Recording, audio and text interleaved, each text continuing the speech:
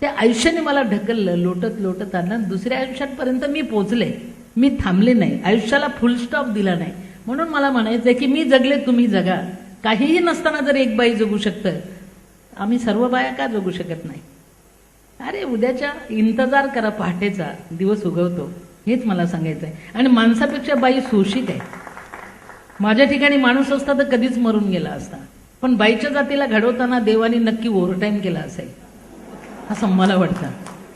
बाईला घडवताना माणसाने, म्हणजे माणसापेक्षा बाईला घडवताना देवाने नक्की ओव्हरटाईम केला असेल, त्याला पण भत्ता मिळाला असेल. कारण उदाहरणार्थ शेतकरी आत्महत्या करतात विदर्भात, मी पण विदर्भाचे, आता कर्मभूमी पुणे.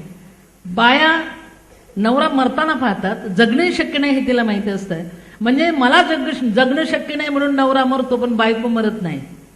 ती सगळ्या उघड्या जगाला पांघरते, ती सासू सासऱ्यांची माय बनते, लेकरांना पदरात घेते. जगणं शक्य नाही तरीही ती सगळ्यांना जगवते. त्याचं नाव आई असते, त्याचं नाव आई असते. मी आई होते म्हणून जगू शकले.